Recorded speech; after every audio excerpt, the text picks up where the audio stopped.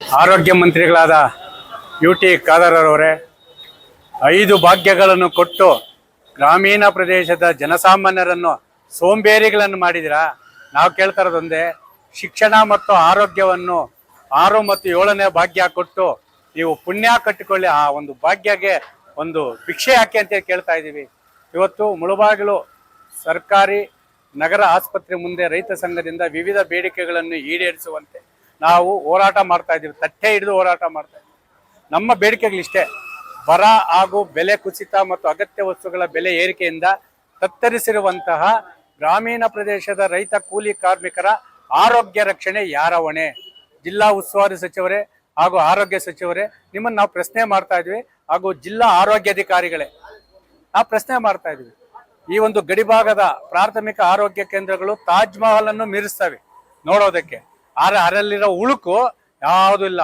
ತುರ್ತು ಪರಿಸ್ಥಿತಿಯಲ್ಲಿ ಗಡಿಭಾಗದ ಗ್ರಾಮೀಣ ಪ್ರದೇಶದ ರೈತ ಕೂಲಿ ಕಾರ್ಮಿಕರು ಹೆರಿಗೆಗಿರ್ಬೋದು, ಇಲ್ಲ ಅಪಘಾತ ಆದಾಗಿರ್ಬೋದು, ಏನು ನೇರವಾಗಿ ಅಲ್ಲಿ ಪ್ರಾಥಮಿಕ ಆರೋಗ್ಯಕ್ಕೆ ಬಂದರೆ ಅಲ್ಲಿ ವೈದ್ಯರು ಇರ್ತಾರೆ, ರಾತ್ರಿ ವೇಳೆ ವೈದ್ಯರು ಇರ್ತಾರೆ, ಹಗಲು ವೇಳೆನೂ ಇರ್ತಾರೆ.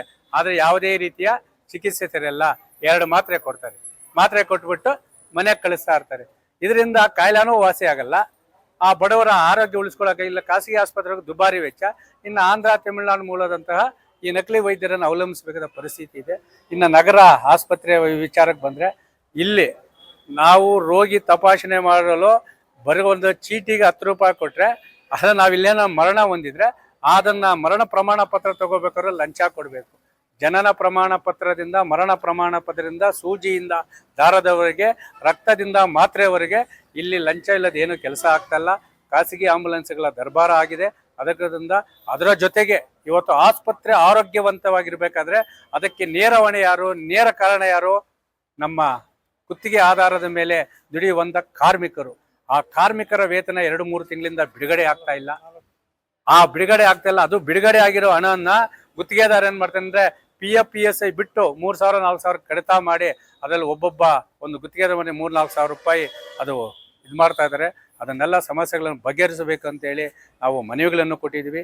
ಆದರೆ ಸರ್ಕಾರಿ ಆಸ್ಪತ್ರೆಗಳು ಆರೋಗ್ಯವಂತರಾಗಬೇಕು, ಅನಾರೋಗ್ಯವಂತಹ ಕೋಮಾ ಸ್ಥಿತಿಯಲ್ಲಿ ರೋಗಿ ಅಂತ ಆಗಬಾರ್ದು ಅಂತೇಳಿ ಮನವಿ ನೀಡಿದ್ವಿ. ಮನವಿಗೆ ಸ್ಪಂದಿಸಿದಂಥ AM ಅವರು ಮತ್ತು THO ಅವರು ನಿಮ್ಮ ಸಮಸ್ಯೆಗಳಿಗೆ ಸ್ಪಂದಿಸ್ತೀವಿ, ಆರೋಗ್ಯ ಸೇವೆ ಮಾಡೋಣ, ನಾವು ಸದಾ ಇದ್ದೀವಿ ಅಂತೇಳಿ ಭರವಸೆ ನೀಡಿದ್ದಾರೆ.